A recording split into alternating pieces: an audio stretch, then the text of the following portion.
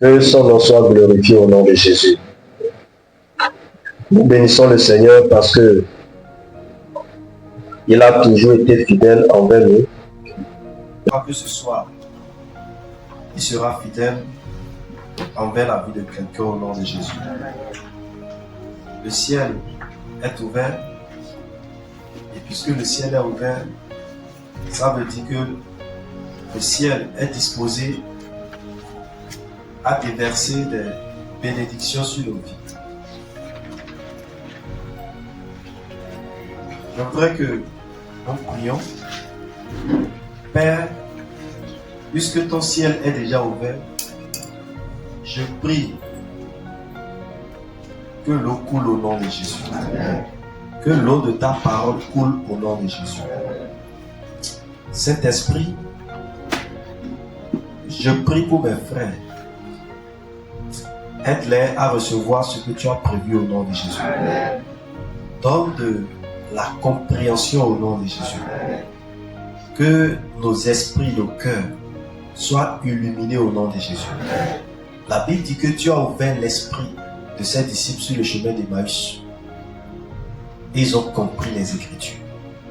Je prie que tu m'ouvres et que tu ouvres à mes frères l'esprit pour comprendre les Écritures. Ne parle à personne en parabole au nom de Jésus. Et que cette compréhension transforme des choses au-dedans de nous. Que cette compréhension apporte la délivrance au nom de Jésus. Que cette compréhension apporte la concentration au nom de Jésus. Que cette compréhension amène chacun dans ton plan pour sa vie au nom de Jésus. Merci pour ta miséricorde. Aide-moi à être fidèle aux Écritures. Aide-moi à être fidèle au message que tu veux passer. Et que chacun de nous quittons ici rempli de ta connaissance, rempli de ta crainte, d'engagement pour le royaume. Merci parce que tu l'as fait. Au nom de Jésus. Amen. Une fois encore, bonsoir bien-aimés dans le Seigneur. Que la grâce de Jésus soit abondante pour nos vies au nom de Jésus. Nous avons commencé depuis, je pense, 2 dimanches, aujourd'hui le 3e, à parler de la question de la destinée. Nous avons compris que la destinée est tellement importante que nous ne devons pas passer à côté de la destinée que Dieu a prévue pour chacun de nous. Et une des choses très importantes que j'ai compris, c'est que l'ignorance est le grand danger que pour les hommes, ou bien est la peste qui atteint les hommes. L'ignorance est très dangereuse. Ce que tu ne sais pas, tu ne seras jamais délivré de ça. C'est pourquoi le frère Paul, en parlant, dit soyez transformés par le renouvellement de l'intelligence. Il faut que notre intelligence soit renouvelée. Si notre intelligence n'est pas renouvelée par la parole, on va subir ce que Dieu n'a pas prévu qu'on subisse. C'est pourquoi l'enseignement de la parole est très important. Nous devons aimer l'enseignement. Les longs enseignements sont importants pour nous édifier, pour bâtir quelque chose au-dedans de nous. La Bible dit que Paul a enseigné toute la nuit. Il enseignait jusqu'à ce qu'il faisait nuit, au point où Étichus est tombé. Je pensais que Paul allait arrêter l'enseignement. Paul, après avoir vu, il a dit, son esprit est sur lui, en lui, ne vous inquiétez pas. Il a continué l'enseignement. Pendant des heures, il était en train d'enseigner. Le signe du réveil, c'est quand les gens sont prêts à s'asseoir et à recevoir l'enseignement. C'est l'enseignement qui bâtit la vie d'une personne. Si quelqu'un ne peut pas s'asseoir pendant longtemps et recevoir l'enseignement, cette personne ne peut pas faire une longue marche dans la foi. Alléluia. Je prie que la soif des longs enseignements nous soit accordée au nom de Jésus. Par la grâce de Dieu, si on veut préparer un séminaire, une conférence, je vais dire, où nous allons rester du matin jusqu'au soir dans les Écritures. Nous serons en train de fouiller les Écritures par rapport à un thème. Nous allons fouiller ce que la Bible dit par rapport à chaque aspect. Ça permet d'édifier, ça corrige les fausses doctrines, ça enlève les mensonges que Satan a enfouis au-dedans de nous pendant des années. Parce que chacun agit en fonction de l'information qu'il a. Vous êtes d'accord avec moi? C'est l'information que tu as, c'est en fonction de ça que tu fonctionnes. Parce que l'information que tu as, c'est la connaissance que tu as. C'est avec elle que tu fonctionnes jusqu'au jour qu'une autre information vienne confondre l'information qui est au-dedans de toi. Ma prière est que la bonne information nous vienne. Amen. Le dimanche passé, nous avons parlé des constituants de la destinée. La destinée est constituée de quoi? Ou les aspects de nos vies que la destinée influence. Et nous avons commencé par voir que la destinée influence notre mariage. Donc, pour une réussite de la destinée, la question de la personne à épouser est très importante. Et beaucoup négligent cet aspect, alors que leur bonheur en dépend. Le lieu où ils vont rester est très important. La Bible dit priez pour le pays dans lequel vous êtes, parce que votre bonheur en dépend. Oui, c'est Dieu qui dit aux gens de prier, parce que leur bonheur en dépend. Là où tu es, ton bonheur dépend de cet endroit. Alléluia. On a parlé de ce que tu dois faire. Et nous avons étudié la notion du travail, n'est-ce pas? Et nous avons compris que le travail n'est pas une malédiction. Le travail existait avant même que l'homme soit chassé du jardin d'Éden. Et nous avons compris que dans ce que nous devons faire, nous pouvons découvrir ça par un don spirituel, par un talent inné, une chose naturelle que tu sais faire, ou par des capacités acquises par la formation. Et je crois que le Seigneur nous a abondamment bénis. Nous ne pouvons pas revenir sur ça. Je veux citer deux choses ce soir, et maintenant nous allons prendre un cas spécifique que nous allons étudier. Alléluia. Est-ce qu'on peut décoller? Ça peut aller? Que Dieu te délivre du sommeil. Amen. Alléluia.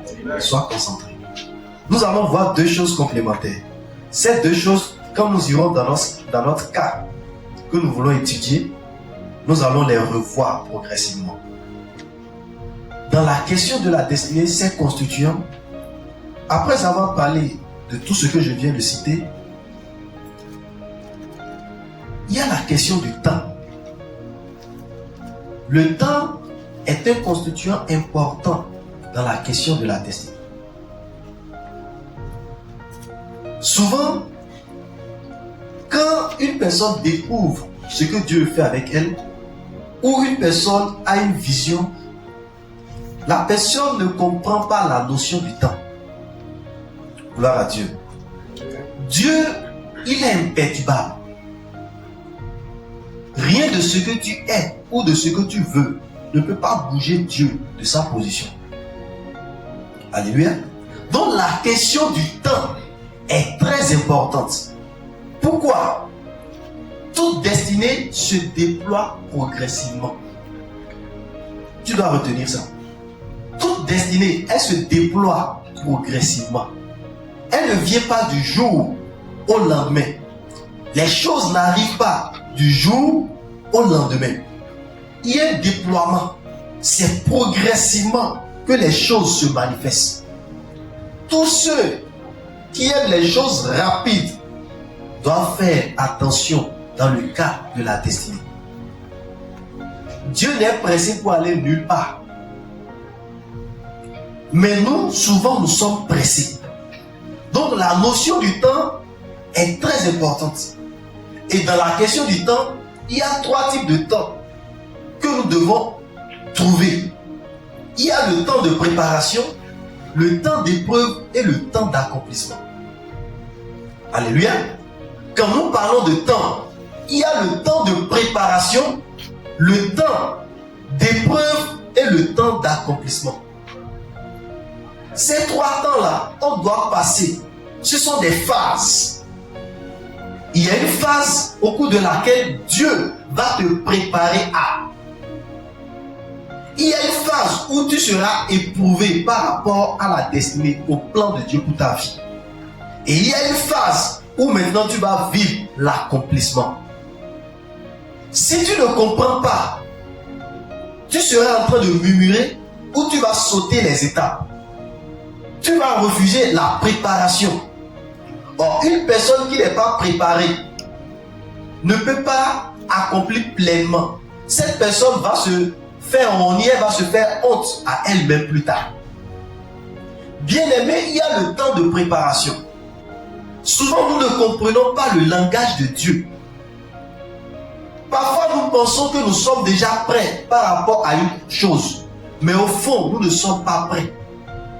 Alléluia. La préparation est très importante. Et personne ne peut échapper à ça. Ou du moins ne doit échapper à ça. Tu peux choisir fuir le temps de préparation. Tu peux choisir fuir le temps d'épreuve. Tout le monde aime le temps d'accomplissement. Ces 3 temps, tu dois chaque fois observer dans quelle période je me retrouve. La connaissance de la période dans laquelle tu te trouves te permet d'être concentré. Gloire à Dieu. Le temps de préparation est très important. En Ecclésiaste chapitre 3, le verset 1 dit: il y a un temps pour tout, un temps pour toutes choses sous les cieux. Bien aimé, il y a un temps pour toutes choses. Il y a un temps pour toutes choses. Si le temps où tu dois faire quelque chose, tu ne fais pas la chose, après tu vas regretter. En tant que jeune, le temps actuellement est à chercher Dieu, à s'attacher à lui. Le temps est à connaître son créateur. Le temps est à dépendre de son créateur. Parce qu'il y a des jours mauvais qui viennent. Si une personne ne se prépare pas bien pour son avenir, cette personne va regretter plus tard. Bien aimé, comment tu es en train de prendre le temps dans lequel tu te trouves? Ta destinée, le plan que Dieu a pour ta vie, Dieu prépare toujours les personnes qu'il veut exposer. Toute personne avec qui Dieu veut faire quelque chose, Dieu prépare toujours la personne. Tu dois comprendre ça. Le temps de préparation, le temps d'épreuve. Ta destinée, ta préparation sera éprouvée. On va voir jusqu'à quel point tu es prêt. Alléluia. Jusqu'à quel point tu es vraiment engagé à la chose. Est-ce que tu es sincère? Le temps de préparation, d'épreuve. Il y a le temps d'accomplissement. Quand ce temps vient, le temps d'accomplissement, tu ne forces plus les choses. Alléluia. Quand ce temps vient, tu n'as pas couru derrière quelqu'un parce que le moment est venu. Lorsque le temps où Simeon devait voir Jésus est venu, la Bible dit qu'il a prié pendant longtemps, n'est-ce pas? Lorsque le temps est venu, la Bible dit qu'il a été conduit par le Saint-Esprit pour aller à la rencontre de Jésus dans le temps. Dieu veut faire de grandes choses avec chacun de nous. Mais on doit prendre en compte la notion du temps. Alléluia. Nous reviendrons par la grâce de Dieu sur le temps.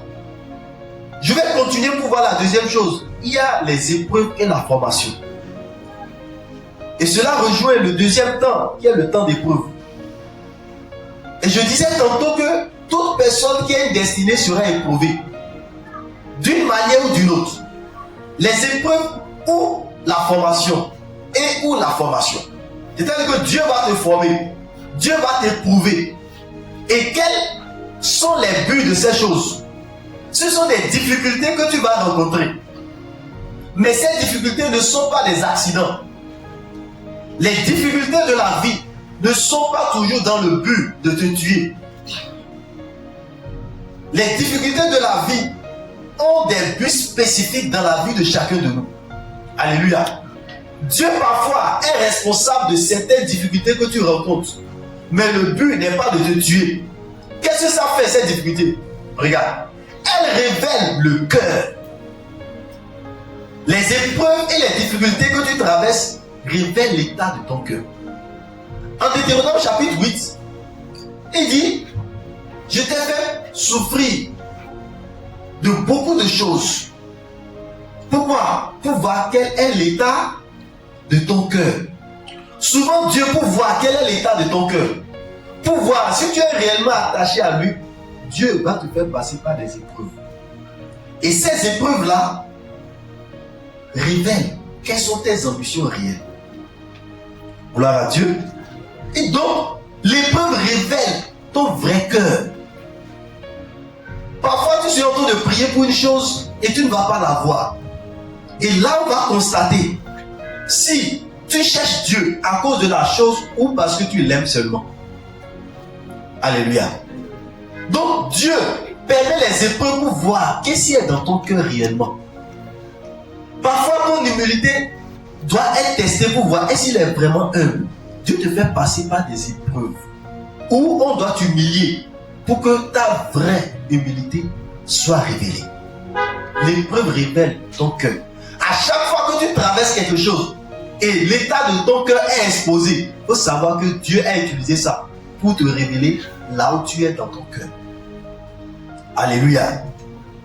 Dieu va utiliser beaucoup de situations pour montrer tout ce qui est mauvais dans ton cœur. Pourquoi? Le but de Dieu, c'est traiter ton cœur. Parce que ton cœur n'est pas prêt. Tu peux être prêt physiquement, mais dans ton cœur, tu n'es pas prêt. Or, le diable connaît ton cœur. Et par ton cœur, il va t'attraper.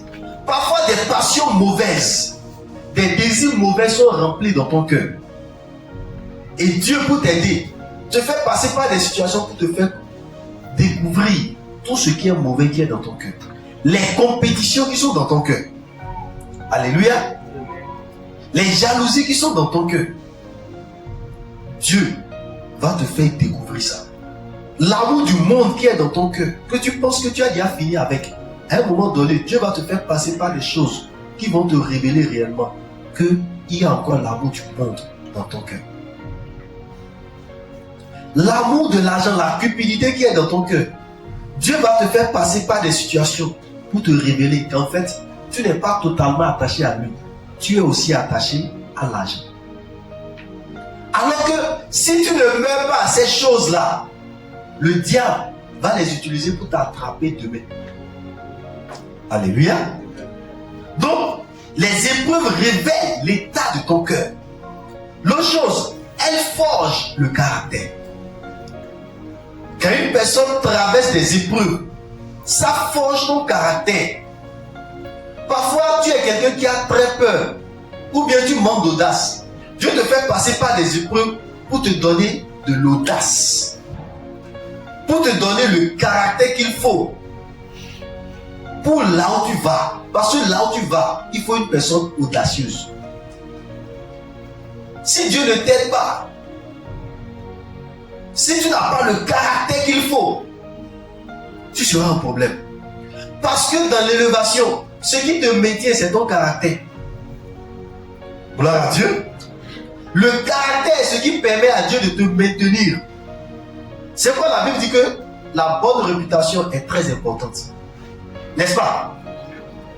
Donc si tu n'as pas le caractère qu'il faut, Dieu va utiliser les épreuves pour te donner le caractère qu'il faut. Bien aimé, souvent nous passons à côté de ces choses-là. Pendant que Dieu veut traiter un caractère, Dieu veut nous donner un caractère, nous passons à côté. tu vas voir que des situations viennent et ton vrai caractère se manifeste. Au lieu de constater que mon caractère n'est pas encore ça, tu justifies ça. Alléluia. Normalement, tu dois constater l'état de ton caractère pour dire, oh, il reste encore en moi. Seigneur, viens au secours de ma vie.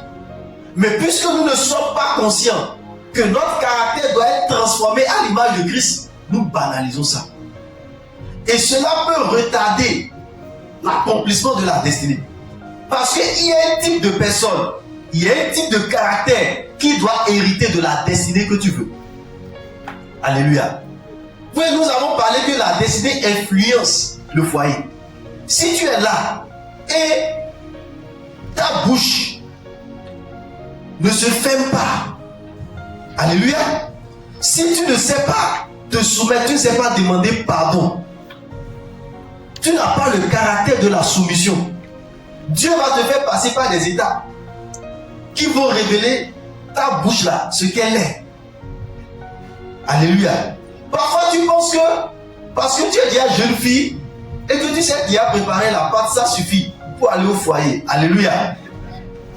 Mais tu ne sais pas que le caractère est important pour rester.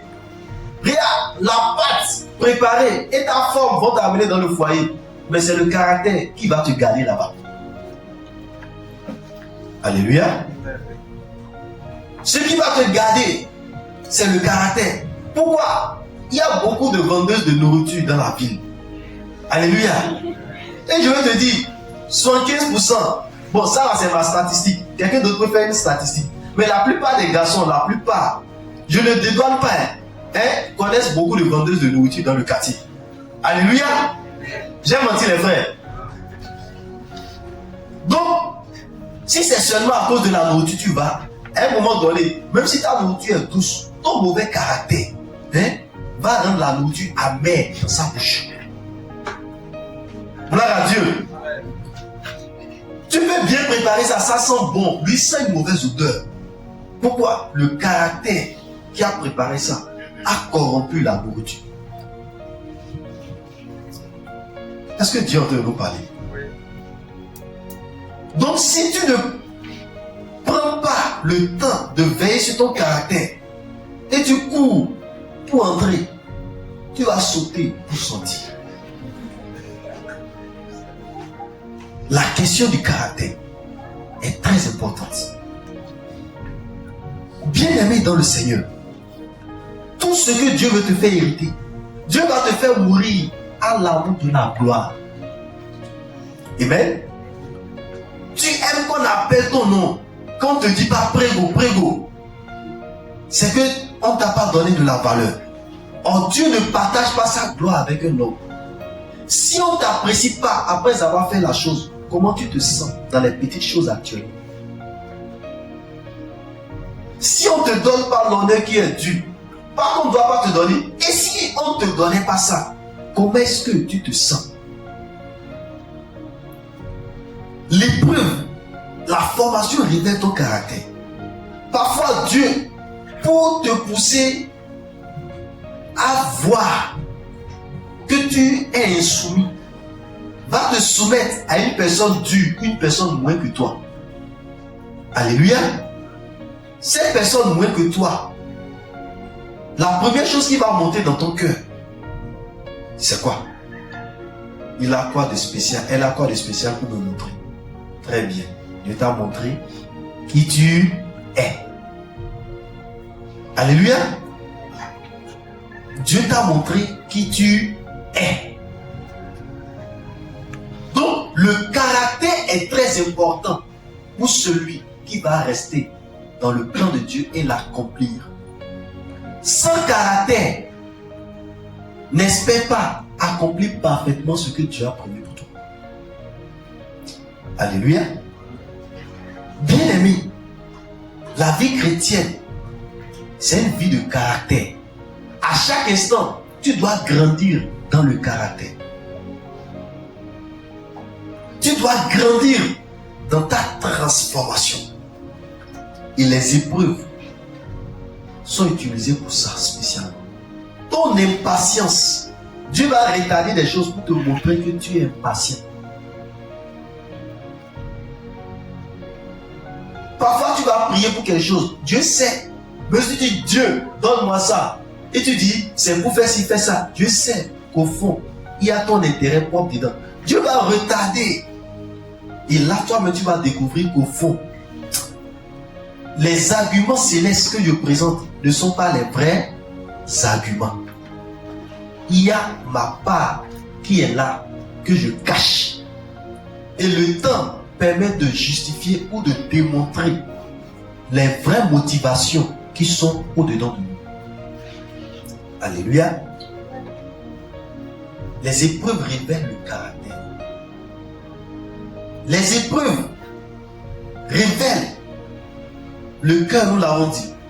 Et elles ne révèlent pas seulement ton cœur, elles révèlent le cœur de ceux qui t'entourent. Gloire à Dieu. Les épreuves vont permettre que tu puisses savoir qui sont ceux qui sont réellement avec toi. Alléluia. Et qui sont ceux qui font semblant d'être avec toi.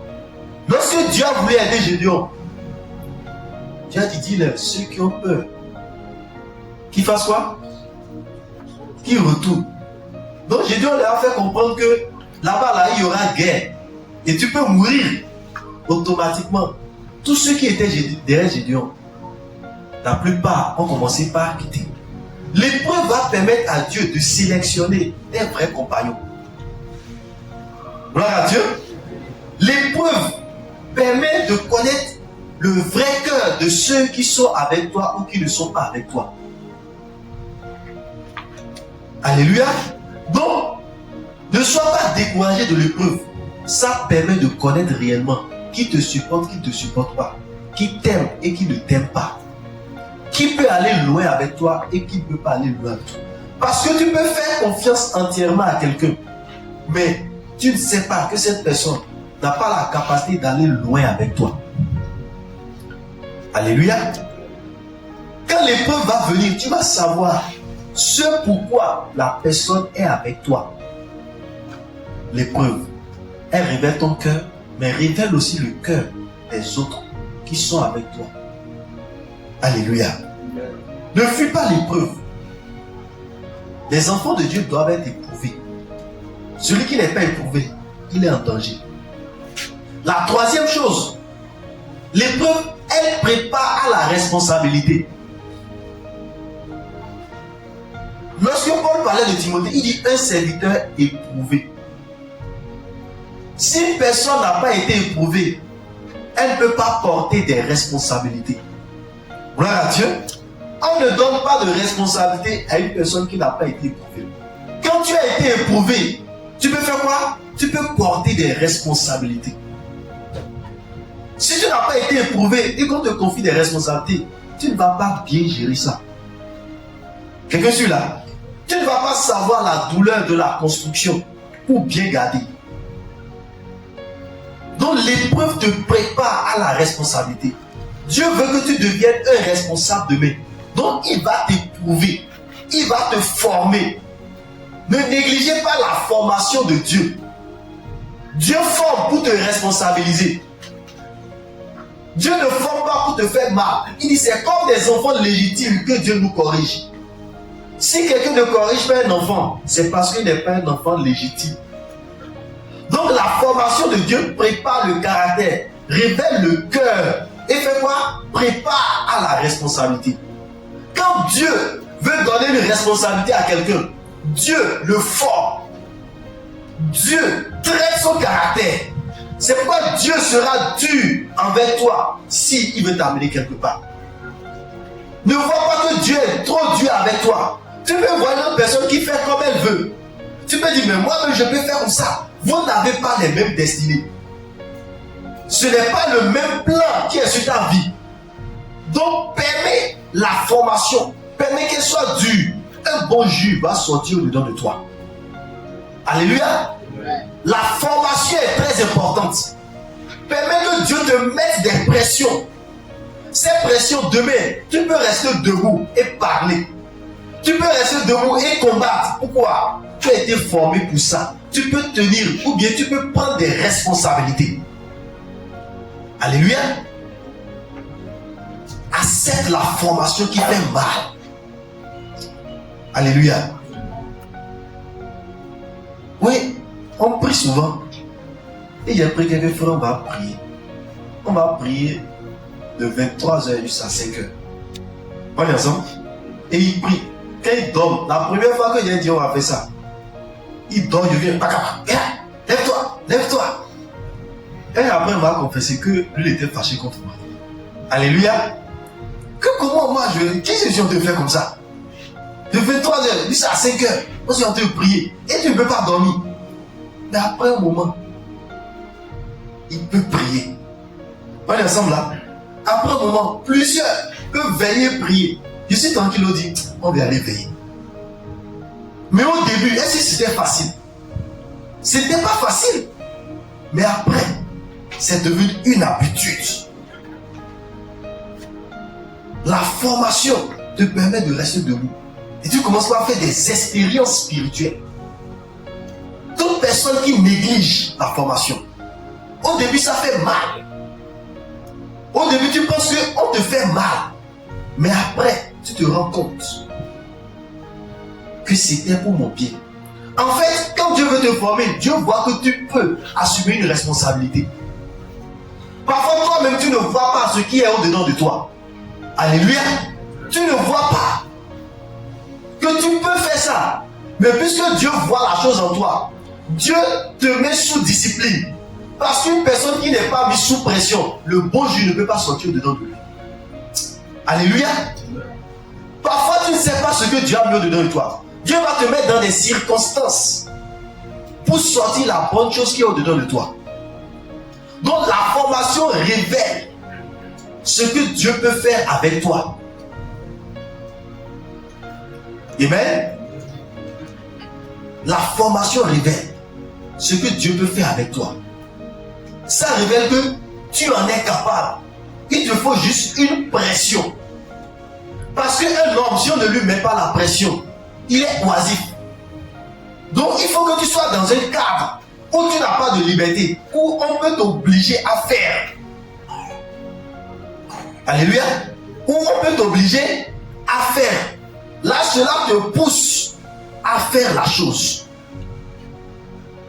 On lisait la Bible en un an, 4 chapitres par.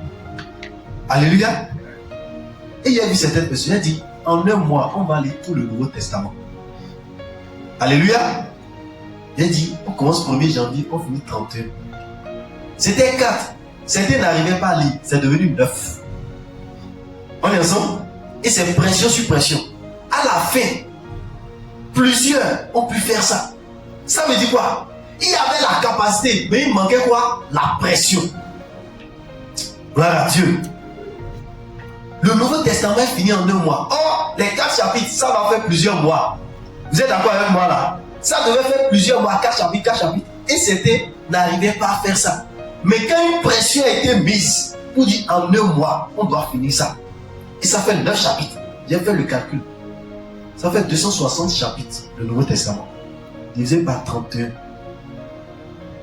On a fait le calcul. C'est comme ça on fait ça. Gloire à Dieu. Mais ça a été fait. Donc parfois tu ne sais pas que tu peux faire. Il faut que quelqu'un te mette une pression derrière. Et tu vas découvrir les grandes choses qui sont dedans de toi. Parfois, quelqu'un voit ce que Dieu peut faire avec toi. Il est derrière toi, il te met la pression. Qu'est-ce qu'il fait comme ça? Non, il a vu quelque chose au-dedans de toi. Alléluia. Il a vu qu'une bonne chose peut sortir au-dedans de toi. C'est quand il te met la pression. Mais puisque toi-même tu ne vois pas, tu ne sais pas. Et parfois son expérience, parfois tu vois que voilà ce que Dieu veut faire avec toi. Mais lui c'est la préparation qu'il te faut. Et il te met certaines pressions. Mais tu peux croire qu'il exagère. Mais il veut que bon jus sorte de toi. Alléluia. Tous ceux qui doivent être responsabilisés par Dieu doivent suivre la formation de Dieu.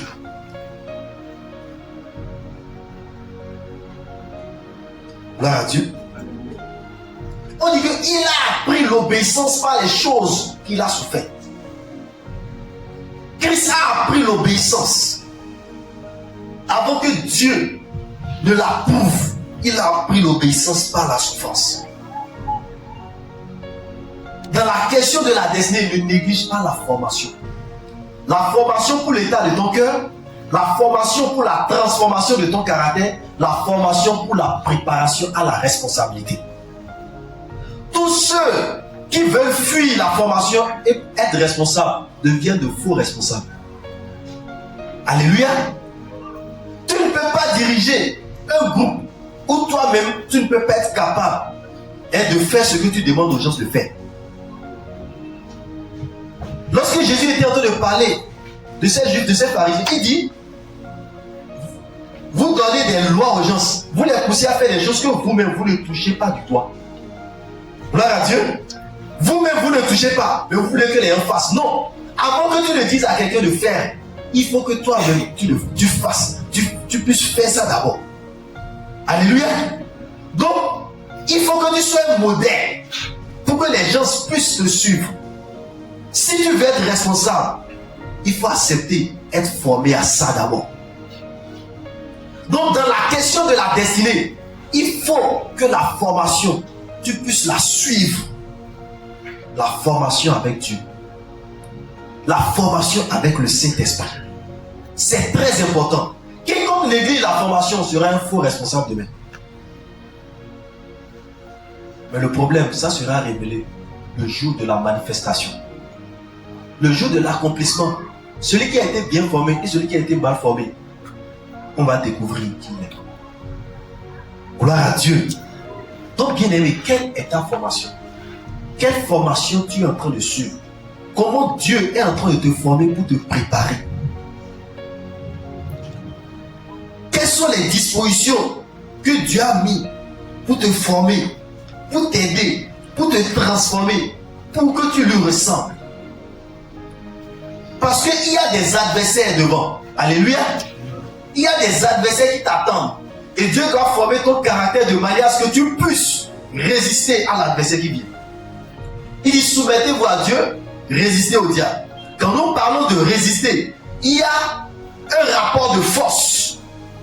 Et là-bas, dans cette résistance, dans ce rapport de force, ce n'est pas ta force physique. Ton caractère sert de force. Alléluia. Le cœur pur que tu as est une force. Si tu as un cœur pur, tu peux résister. Si tu as le caractère qu'il faut, tu peux résister. Ah, gloire à Dieu. Ne négligez pas la formation de Dieu. Ne négligez pas la formation que les Écritures vous donnent. La manière dont Dieu te reproche des choses, il est dur envers toi. C'est parce qu'il veut aller loin avec toi. Si Dieu est dur envers toi, c'est parce qu'il veut aller loin avec toi. Quelqu'un retient ce que je dis là? Que la grâce d'accepter l'école de Dieu te soit accordée. Pendant que tout le monde fait comme il veut, Dieu te dit: toi, ne fais pas ça. C'est pourquoi vous allez voir dans la Bible, certaines personnes spécialement, Dieu leur donne des exigences. Le principe de la consécration est nazérien. Il dit: lui, il ne prendra ni vin ni liqueur forte. Il ne doit pas se coiffer. Il ne doit pas toucher un animal mort. Tout le monde peut faire, mais lui, il ne doit pas faire. Parce que je vais accomplir quelque chose avec lui. Parce qu'il doit prendre les battants des portes de toute une ville sur ses épaules. Il ne doit pas faire ça. Parce que c'est lui qui doit porter l'esprit d'Élie. Il va travailler avec l'esprit d'Élie. Il va annoncer l'arrivée du Messie. Donc, à cause de cette grande mission qu'il doit accomplir, il y a des choses que je lui ai interdites. Cette interdiction n'est pas pour tout le monde, mais spécifiquement pour lui. Je lui donne un principe de consécration.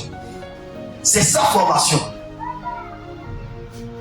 Il ne doit pas toucher. Quand l'homme n'arrive pas à découvrir le plan de Dieu pour lui, il vit n'importe comment. Si tu arrives à découvrir le plan que Dieu a pour ta vie, le désordre commence par s'arrêter. La première chose qui se passe avec toi, tu vis une vie de discipline. Quand vous voyez quelqu'un indiscipliné, il n'a pas de vision. Gloire à Dieu. Une personne qui vit dans le désordre, il faut voir, il n'a pas de vision. Et la Bible dit clairement, quand il n'y a pas de vision, le peuple vit dans le désordre. Quand tu utilises ton corps n'importe comment, tu n'as aucune vision. Tu n'as aucun projet. Alléluia. Quand tu te lèves le matin, tu vas seulement, tu reviens. C'est que tu n'as aucune vision. Dans 5 ans, qu'est-ce que tu veux devenir? Et quelles sont les choses que tu mets en place? Qu'est-ce que Dieu est en train de te dire que tu es en train de mettre en place pour ça? Que le Seigneur nous aide. Et la Bible nous dit, nous savons du reste, que toutes choses concourent au bien de ceux qui aiment Dieu, de ceux qui sont appelés selon son dessein. Donc tout ce que Dieu peut faire, ça va concourir à ton bien. Ça va t'amener à être responsable demain. Demain, quand les gens vont voir tes fruits, ils ne vont pas savoir quelle a été ta formation. Quand vous voyez les fruits des gens, demandez quelle a été leur formation. Beaucoup nous envions les fruits, mais nous ne cherchons pas à voir quelle est la racine. Nous sommes pressés d'avoir le même fruit que l'autre, sans chercher à connaître quelle a été sa formation avec Dieu d'abord. À quoi Dieu l'a soumis? Quels sont les traitements que Dieu a fait et qu'il est en train de continuer de faire en lui? Tout chrétien qui veut vivre comme il veut ne deviendra rien entre les mains de Dieu. Quelqu'un retient ma phrase là? Toute personne qui veut vivre comme elle veut, sans exigence sur sa vie, ne deviendra rien d'important entre les mains de Dieu. La Bible dit que dans une grande maison, il y a beaucoup de vases. Il a les vases d'or. Il y a les vases d'argile, n'est-ce pas? Donc, à toi de décider le type de vase que tu veux devenir. Le type de vase que tu veux devenir va déterminer la discipline que tu acceptes, la formation que tu vas accepter entre les mains de Dieu. Pendant que tout le monde se presse à aller, toi tu dis non, j'attends mon maître. Si mon maître ne dit rien, je ne vais pas aller. En Jean chapitre 7, Jésus était là et ses frères commencent par lui dire, va dans la ville, si quelqu'un veut se montrer, il ne se cache pas comme toi. Et Jésus leur donne une réponse, il dit, votre temps est déjà arrivé, moi mon temps n'est pas encore arrivé. Jésus attend le maître. C'est lorsque le maître a donné son temps que la Bible a dit qu'il est parti. Peut-être qu'il n'est pas parti en public, la Bible a dit qu'il est parti en cachette. Pourquoi? Il a reçu l'instruction d'aller et la manière d'aller. Alléluia. Est-ce que Dieu est en train de parler à quelqu'un? Le temps est très important. Ne te presse pas. Cherche à savoir, est-ce que je suis dans le temps de Dieu? Si tu es dans le temps de Dieu, les choses deviennent faciles pour toi. Et je vous ai dit, si tu manges, la nourriture de demain aujourd'hui, demain tu resteras affamé. Si tu portes l'habit de demain aujourd'hui, demain tu seras nu. À moins que tu portes quoi après demain? On est ensemble là. Mais un jour, tu vas finir ça et tu seras nu. La précipitation est dangereuse. Il faut connaître le temps de Dieu. Alléluia. Alors, pour aller, nous allons étudier un cas pratique. La destinée, cas de Joseph.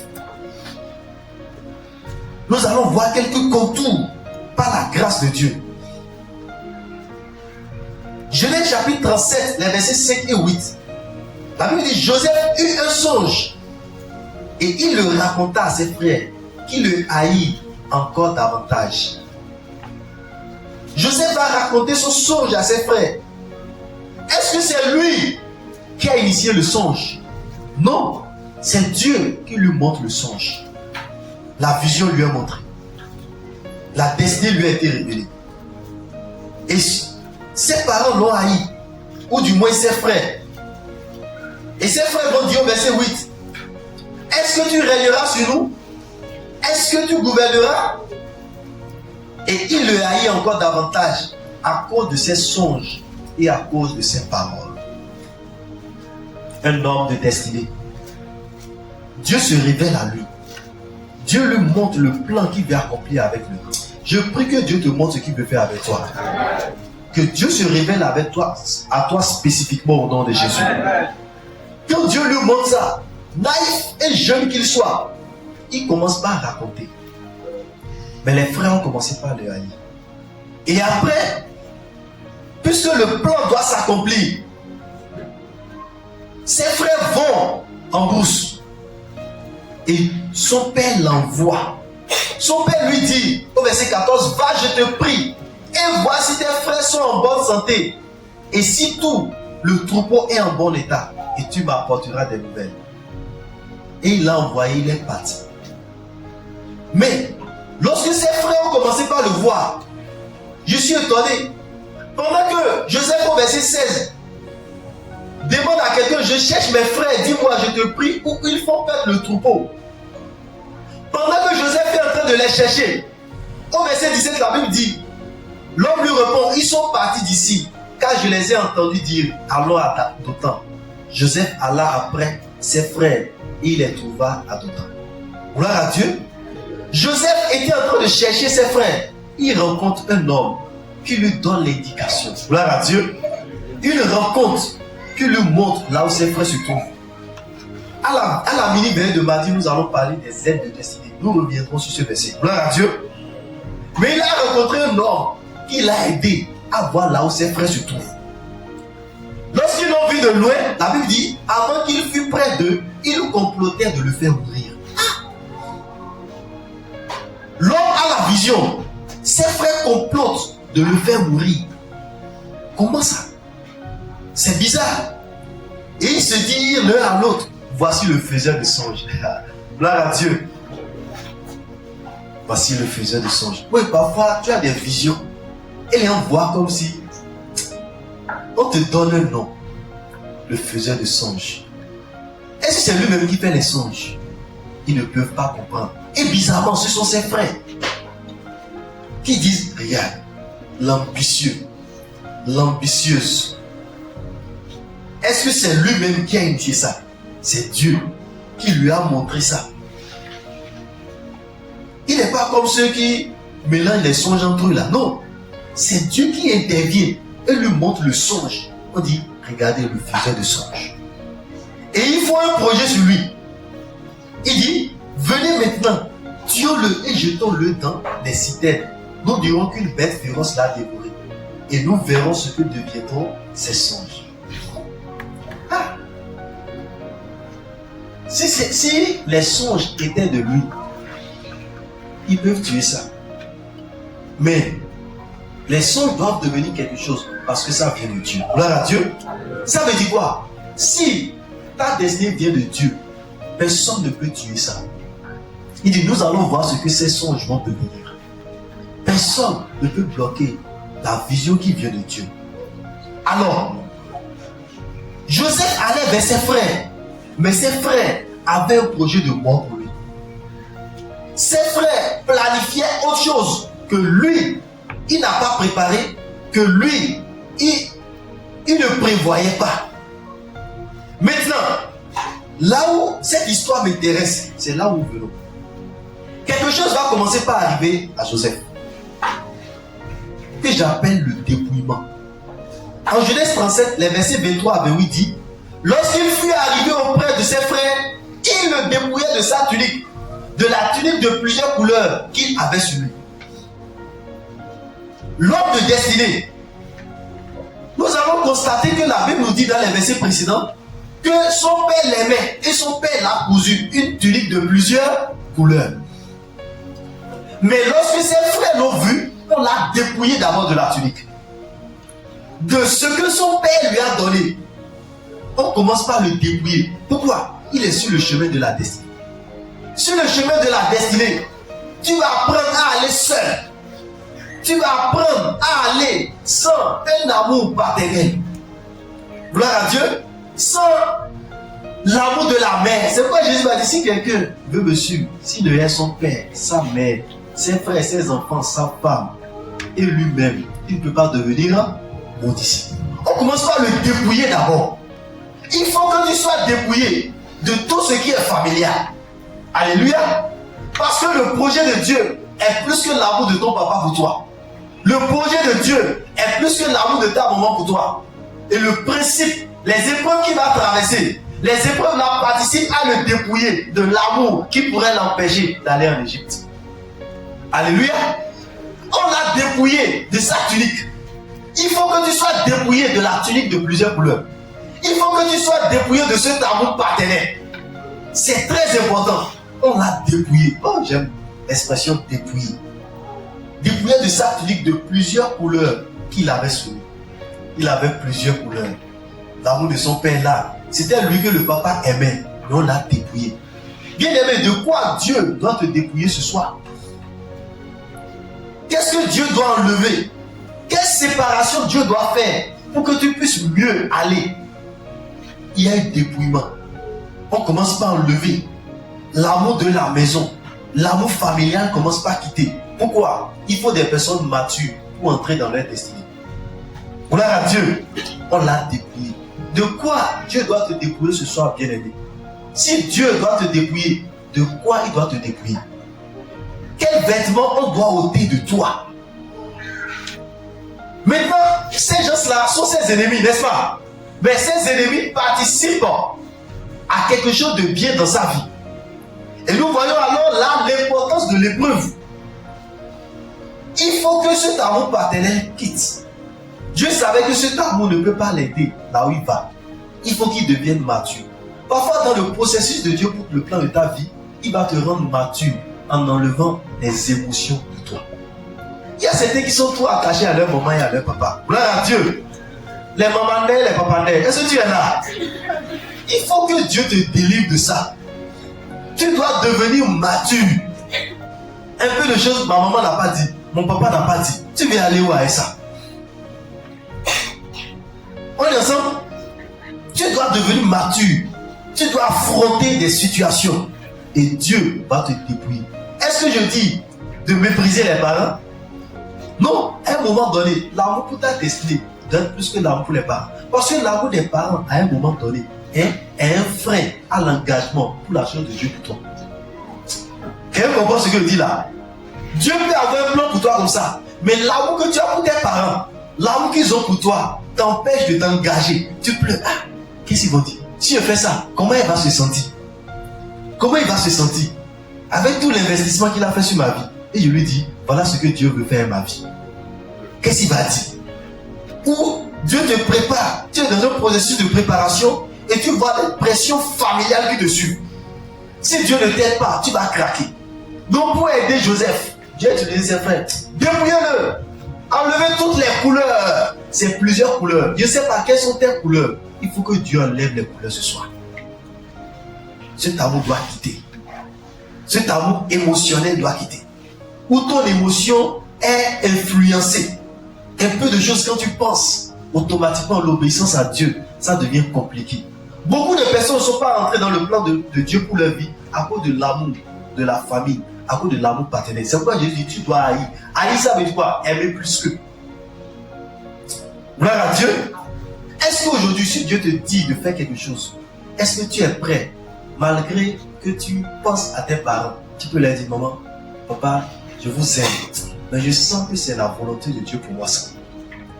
Est-ce que tu en es capable?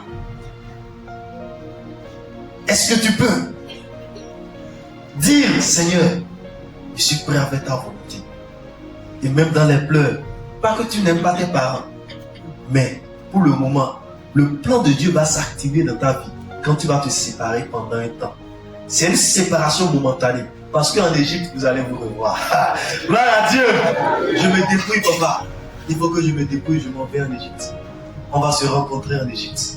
En Égypte, je serai un soulagement. Je n'aurai pas la tunique de plusieurs couleurs, mais j'aurai le trône. La tunique de plusieurs couleurs ne peut pas t'aider à aller au trône. Parfois même, Pharaon va te voir comme un villageois. Gloire à Dieu.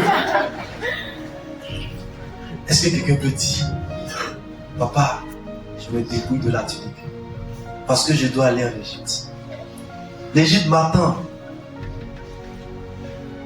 Je ne suis pas en train de te haïr, mais ce que je veux faire, ça va contribuer à ton bien et au bien de chacun de nous. Il faut que je m'en aille. Je m'en vais, mais nous allons nous retrouver. Je dois obéir, mais ça va participer à ton bien. Il peut ne pas comprendre à l'instant T, mais le jour, des années après, quand il te reverra, il dira, mon fils, ma fille, tu avais raison d'obéir à Dieu.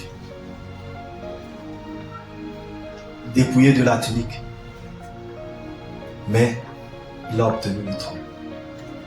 L'obéissance à Dieu. Dieu, tellement sage, il sait comment convertir les choses. La sagesse présente Les parents peuvent ne pas comprendre. Et la plupart des temps, ils ne vont pas comprendre. Mais Dieu utilise ça pour traiter quelque chose en toi. Pour qu'il soit la seule personne que tu aimes. Plus tard, vous allez vous entendre. Gloire à Dieu. Et cette entente fait oublier toutes les tristesses du passé. Il a été dépouillé. Alors, au verset 26, Judas dit à ses frères, que gagnerons-nous à tuer notre frère et à cacher son sang? Le projet était de le tuer. Il dit, venez, vendons-le aux Ismaélites et ne mettons pas la main sur lui, car il est notre frère, notre chair. Et ses frères l'écoutèrent. Si Dieu n'a pas prévu qu'on te tue, on ne peut pas te tuer. Gloire à Dieu. Au passage des marchands madianites, ils tirent. Ils tirèrent et firent remonter Joseph hors de la citerne et ils le vendirent pour 20 cycles d'argent aux Ismaélites qui l'amenaient en Égypte. Alléluia. Regardez, ils ont fait quelque chose. Lorsqu'ils l'ont pris, ils l'ont jeté où? Dans un puits. Quand on l'a jeté, ils ont vu ceux à qui ils vont le vendre. Ils l'ont sorti. Qu'est-ce que ce puits veut dire? Ce puits, c'est le signe de la mort et de la résurrection. Gloire à Dieu.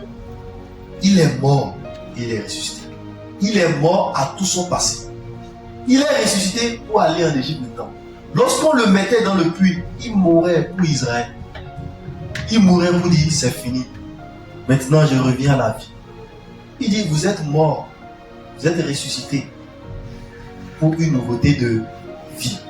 Lorsqu'on le mettait dans le trou, on était en train d'enterrer tout ce qui concerne sa famille et tout. Celui qui veut accomplir une destinée doit expérimenter la mort à lui-même. La mort à toute chose. Ressuscité seulement pour l'Égypte. Ressuscité pour là où il s'en va. Gloire à Dieu. Il est mort, il est ressuscité. Et on l'a vendu maintenant. Il est ressuscité pour être vendu. Il n'est pas ressuscité pour rester encore en Israël. Il n'est pas ressuscité pour continuer à vivre la même vie. Il a expérimenté la mort et la résurrection. Maintenant, le projet s'active. Bien qu'on était en train de lui retirer les choses, il faut qu'il meure totalement à ça. Dieu va t'initier dans un processus de mort à toutes ces choses-là. Pour que quand tu vas vivre, c'est pour Christ seul que tu vis. Que tu vives seulement pour le plan de Dieu pour ta vie. Alléluia. On l'a ramené à la vie pour le vendre. On dit maintenant, tu appartiens à l'Égypte. On a trouvé des convoyeurs.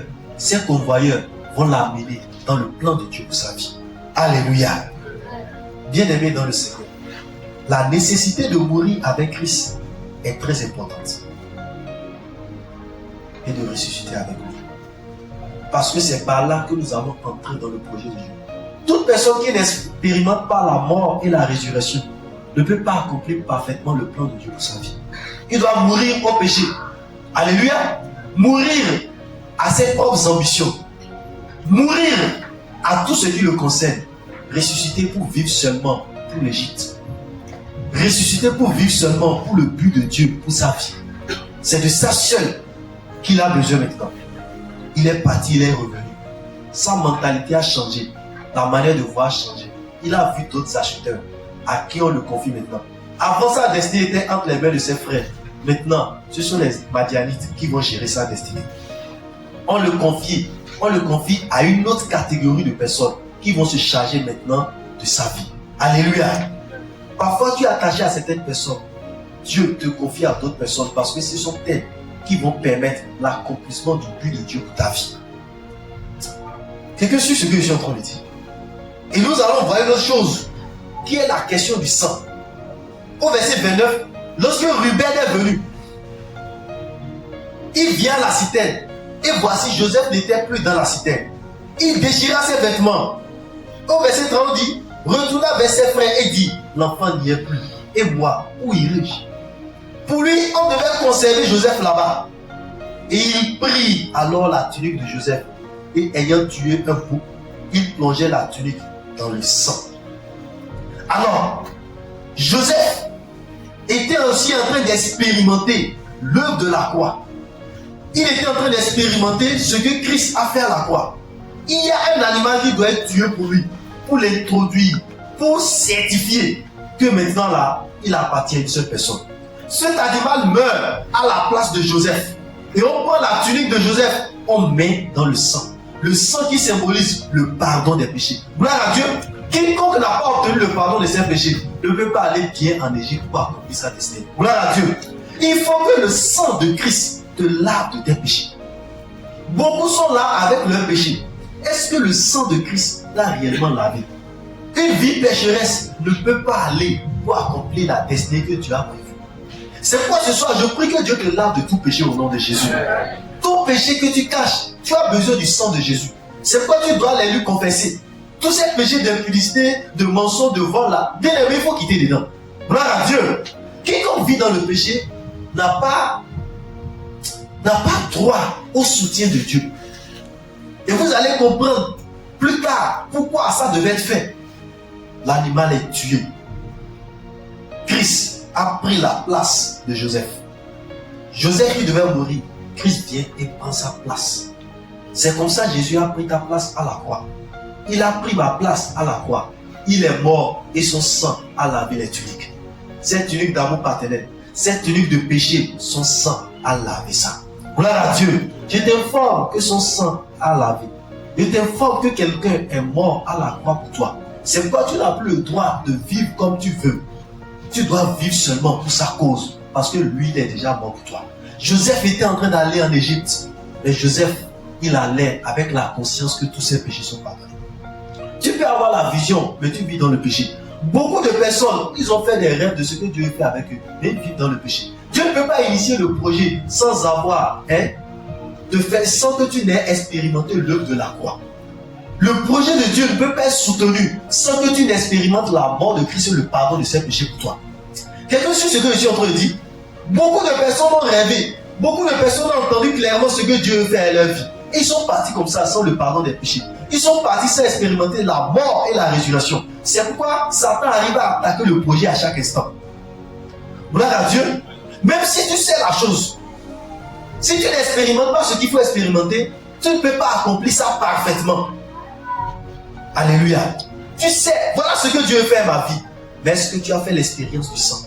Est-ce que tu as fait l'expérience de la mort et de la résurrection? Parce que c'est le moyen par lequel tu peux tenir debout au jour de l'adversité. C'est l'œuvre de la croix, cette expérience que tu fais de ça. C'est elle qui te dépouille. C'est elle qui va révéler l'état de ton cœur pour purifier ton cœur. C'est elle qui va te donner le caractère qu'il faut. C'est elle qui va te former pour te donner la responsabilité. Joseph allait pour assumer des responsabilités, mais il y a des expériences qu'il doit faire d'abord.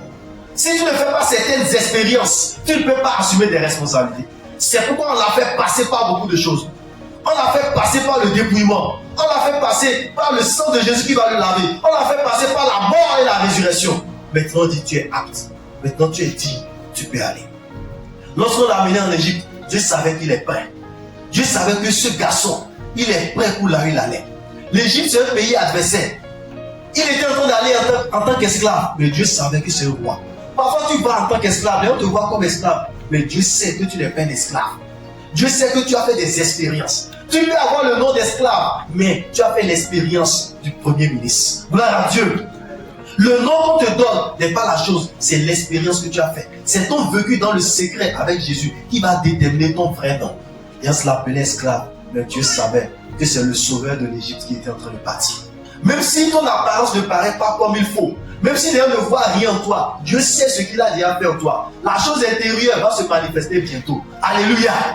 Dieu sait ce qu'il a fait au-dedans de toi. Dieu sait ce qu'il est en train de faire au-dedans de toi. Il sait qu'au jour de la manifestation, c'est toi seul qui peux répondre. Pourquoi? Ce qui peut te permettre de rester debout, tu as expérimenté ça. Je vous ai dit, le jour de l'accomplissement ou de la manifestation, c'est l'état du cœur et le caractère qui peuvent rester debout. Joseph est passé par là. Il a fait la première expérience, l'ultime expérience.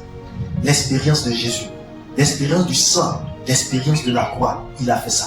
Quiconque ne se soumet pas à cette expérience ne peut pas rester longtemps pour accomplir les vrais buts de Dieu pour sa vie. Tu vas faire tes propres plans, mais quand tu vas arriver au jour de l'adversité, ce qui peut t'aider à rester, tu n'auras pas ça. C'est pourquoi beaucoup manquent de force. Ils aiment Jésus, mais refusent la mort et la résurrection. Ils aiment Jésus de leur cœur, mais quand Christ dit meurs, ils ne sont pas prêts et ils s'en vont. Le jour que l'adversaire les attrape, il dit Jésus, où es-tu? Jésus dit je suis au puits, là où tu devais mourir. ne fuis pas le puits. C'est ça qui peut t'aider dans la maison de Potiphar. Alléluia. C'est pourquoi Joseph, on l'a vendu. Au verset 39, la Bible dit, on fit descendre Joseph en Égypte. Et Potiphar, officier de Pharaon, chef des gardes d'Égyptiens, l'acheta des Ismaélites qu'il avait fait descendre. L'homme de destinée, on le vend comme des esclaves. Il va enchaîner. Comment le roi des rois est enchaîné? Quelle épreuve, quelle humiliation. Comment celui qui va régner va enchaîner comme un voleur. L'épreuve. L'épreuve. Est-ce à dire que Dieu a menti? Je vois Joseph en train de réfléchir. Ou bien c'est moi qui ai inventé les songes que j'avais vus. Tu vois, à un moment donné, tu arriveras où tu peux même douter de ce que Dieu t'a dit. À cause de ce que tu traverses. Mais tes doutes ne vont pas annuler le plan de Dieu sur ta vie. Alléluia. Donc tu dois te préparer à ce que toi qui devais être un prince, passer par l'étape d'esclave à un moment donné. Il allait enchaîner en Égypte. Et on l'a vendu. Ça veut dire que peut-être on a négocié même son prix. 200, non 250, non 2,3 francs. On a pu négocier Joseph. Regardez le niveau de mépris. Le niveau de mépris. Bien aimé, ces étapes, Dieu les a prévues dans la vie de Joseph. Donc, Dieu peut permettre certaines choses dans ta vie. Mais pour lui, c'est le moyen. Lorsque Dieu montrait à Joseph qu'il va gouverner, Joseph peut penser que c'est dans son pays, mais Dieu sait que c'est dans un autre pays. Alléluia. Mais si Dieu lui explique tout, il va refuser d'aller. Mais Dieu connaît la stratégie. Alléluia. Alors, Joseph va dans la maison de Potiphar. Et arrivé là-bas, la Bible dit qu'il est venu dans la maison de Potiphar, et la femme de son maître porta les yeux sur Joseph et dit, couche avec moi. Couche avec moi. Les destructeurs de destinée. Il y a des gens qui détruisent les destinées. Mais regardez la réponse de Joseph. Il refusait de dire à la femme de son maître, voici mon maître ne prend avec moi connaissance de rien dans la maison. Et il a remis entre mes mains tout ce qui lui appartenait. Il n'est pas plus grand que moi dans cette maison. Et il m'a dit, il m'a rien dit excepté toi, parce que tu es sa femme. Comment ferais-je un aussi grand mal et pécherais-je contre Dieu? Joseph avait la crainte de Dieu. Malgré qu'il a été tenté, son expérience de l'œuvre de la croix l'a permis de résister au jour de la tentation. C'est un petit poisson l'a donné. Et on est venu le tenter, mais il a résisté. Bien aimé, si tu ne fais pas l'expérience du pardon de tes péchés, et tu ne fais pas l'expérience de la mort et de la résurrection, le petit test de pause, alléluia, tu ne peux pas t'en sortir. Souvent, Dieu te donne un petit pause, ou bien un essai de destinée, si je peux dire, un test. Ce n'est pas là que tu dois aller. Mais ce test qu'on t'a donné déjà là, la tentation est venue et tu as cédé. On l'a mis dans la maison de Potiphar, mais le but de Dieu, ce n'est pas la maison de Potiphar. Vous êtes d'accord avec moi? Le but de Dieu n'était pas la maison de Potiphar. On l'a mis là pour essayer de voir. Pour voir si ce qu'il a vécu là, c'est bon maintenant. Et j'aime la vie de Joseph. Il dit non.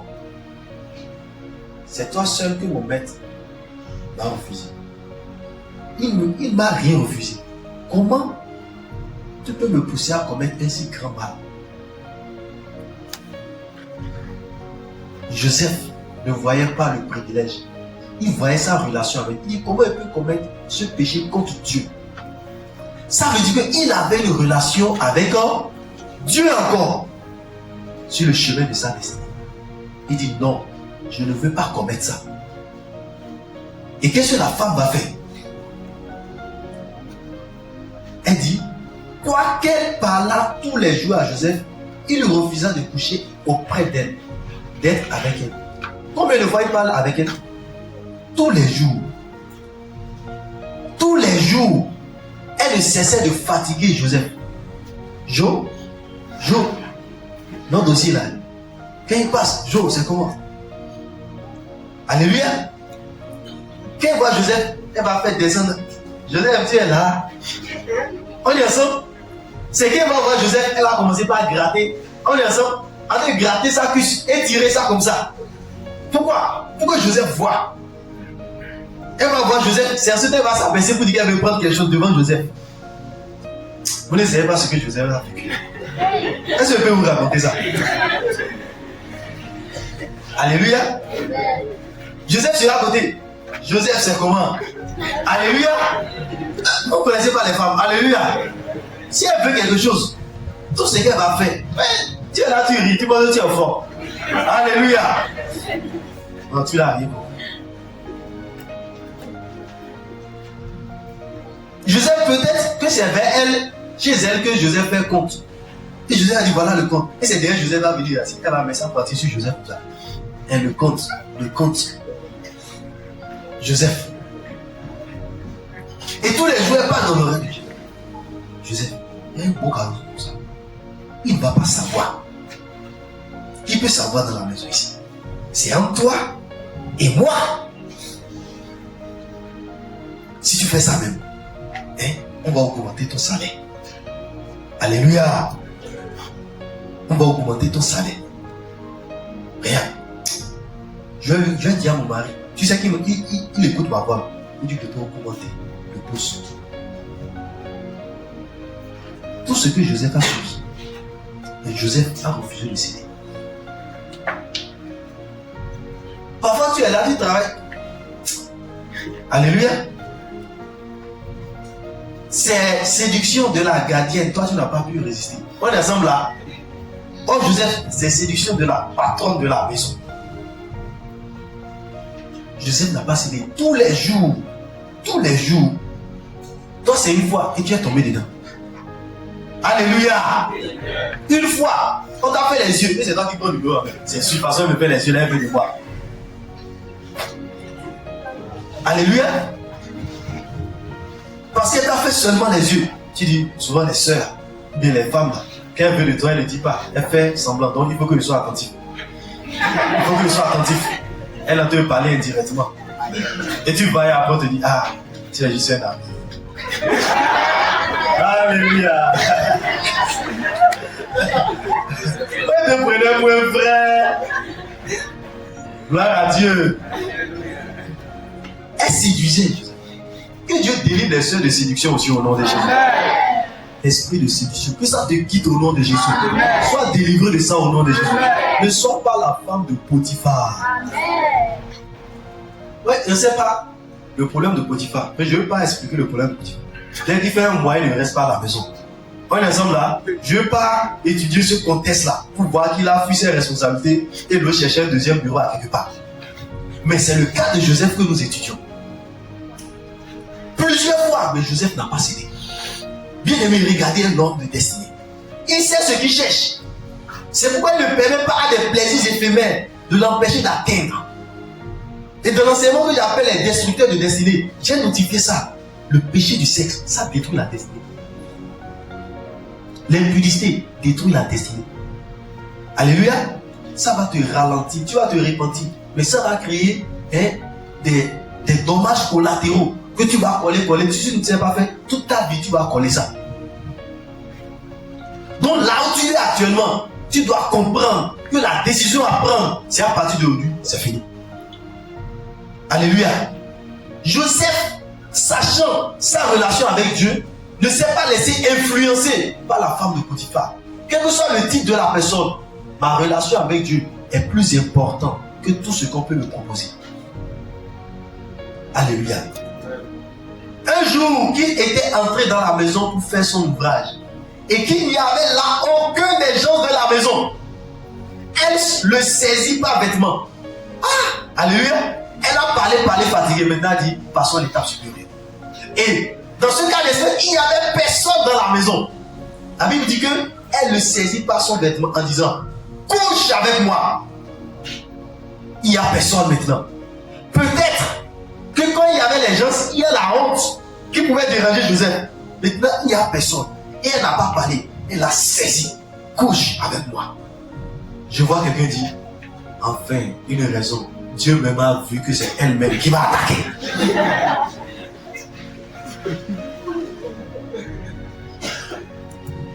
Je vois quelqu'un dire, si c'était moi. Comment? Il était seul. Quelqu'un a dit Wi-Fi gratuit. Alléluia. Wi-Fi gratuit mais dangereux. Seul dans la maison, il y avait le silence. Joseph, 5 minutes. Certainement que la femme de Potiphar s'est arrangée pour chasser, pour envoyer les gens.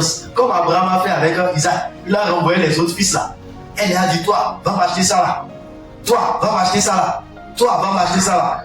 Et il pense qu'on les a envoyés. Et on les a donnés. Il faut garder la monnaie en venant. Et il va partir loin. Joseph vient pour faire son ouvrage. C'est comme ça. Elle se saisit de Joseph. Par son vêtement. Dit, maintenant tu dois coucher avec moi. Regardez à quel point le diable est en train d'insister. Qu'est-ce qu'elle a vu en Joseph?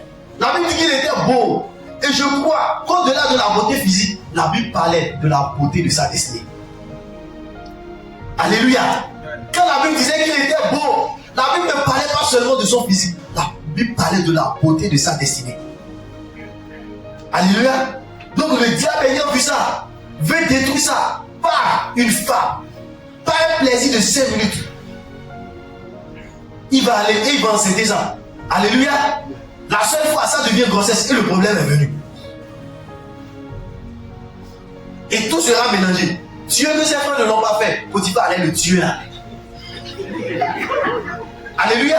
Mais parfois on t'a tué alors que Dieu n'a pas prévu qu'on te tue. C'est toi-même qui t'as créé les problèmes là. Lorsque tes frères voulaient te tuer, Dieu t'a défendu. Parce que Dieu sait qu'on ne doit pas te tuer. Maintenant toi-même tu vas aller te mettre entre les mains de la femme de Potiphar. Et tu l'encites. Alléluia. Aïe aïe aïe. On cache la grossesse. On est ensemble. Que le Seigneur nous aide. Mais la Bible dit que il lui laissa son vêtement dans la main et s'enfuit au dehors. Il lui laissa son vêtement dans la main. Regarde, garde sa mémoire. Je fuis dehors. La Bible précise, il a fui où? Au dehors. Il a quitté la maison, il n'a pas dit, hé, reste là-bas, je reste ici. Elle va venir. Joseph. Elle est lourde, faut pas pleurer. Non, reste calme. Ce que tu fais là, tu vois. Donne-moi mon avis. Donne-moi mon avis. Est-ce que Joseph a fait ça? Gloire à Dieu.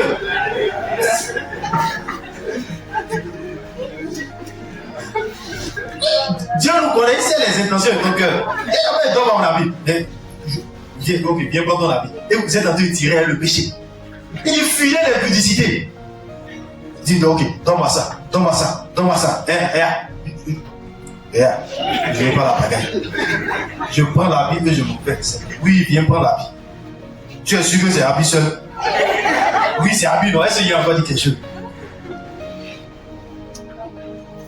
Tu vas aller prendre habit. Tu vois les intentions réelles de la personne. Au lieu de fuir au dehors, tu es là, tu veux réclamer l'habit.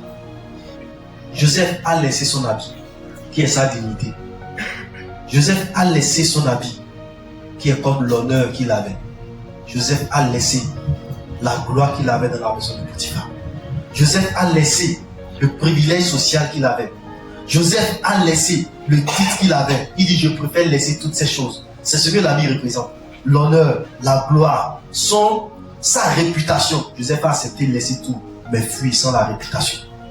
Il a fui sans ce que l'homme l'a donné, mais il a accepté de rester nu pour Dieu. La Bible dit que Adam et Ève étaient nus, mais ils n'en avaient point honte. Joseph est parti nu, mais il était revêtu de la gloire de Dieu. Pourquoi? La vie d'obéissance te revêt de la gloire. Tu peux ne pas avoir le vêtement humain, mais tu auras le vêtement céleste. Qu'est-ce qui est le plus important pour toi? Le vêtement des hommes ou la gloire de Dieu qui va te recouvrir? Qu'est-ce que tu cherches? Joseph a préféré la gloire de Dieu que le vêtement humain. Il a préféré que Dieu le couvre. Il a préféré être nu pour Dieu qu'être vêtu pour les hommes. Qu'est-ce que toi tu préfères? Être vêtu pour les hommes ou être nu pour la gloire de Dieu? Parce que chez Dieu, les hommes te voient nu, mais lui, il te voit vêtu. Pourquoi? Parce que tu as une vie d'obéissance. Sa gloire t'a recouvert. Joseph allait, je voyais les gens se moquer de lui. Mais le ciel voyait un homme vêtu, un homme digne, Un homme qui est prêt à défendre les intérêts célestes. Un homme qui est prêt à dire, même s'il faut rester nu, même s'il faut manquer à manger, même s'il faut manquer le vêtement, même s'il faut manquer tout, je ne vais pas manquer la présence de mon Dieu. Et David dit, ne me retire pas ton esprit. Joseph a compris que l'esprit de Dieu est plus important que tout. Il sait qu'ici là, l'esprit de Dieu, il peut avoir ce qu'il a perdu. Mais s'il obtient ce que la femme de Potiphar lui promet, il va perdre. Il va perdre quelque chose céleste. Il va perdre ce qui lui a été réservé à Sion. Il y a une chose qui a été réservée, la gloire de Dieu. Bien-aimé, qu'est-ce que tu es prêt à perdre et conserver la gloire de Dieu? Il a refusé de pécher. Pourquoi? Il préférait Dieu que tout le privilège qu'on pouvait lui accorder. Alléluia. Qu'est-ce que tu es prêt à conserver? J'ai envie de continuer, mais je vais arrêter mon enseignement ici. Qu'est-ce que tu es prêt à lâcher pour avoir seulement Dieu? Qu'est-ce que tu es prêt à laisser pour avoir seulement Dieu? Pour conserver ta relation avec Dieu, pour garder la gloire de Dieu. C'est la question que le Seigneur te pose ce soir. C'est la question que le Seigneur me pose. Qu'est-ce que tu es prêt à laisser juste pour m'obéir et voir ta destinée être accomplie? Si tu sens que Dieu te reproche des choses, si tu sens que Dieu te demande de laisser certaines choses et garder seulement sa gloire, tu vas te lever et dire, Seigneur, viens à mon secours.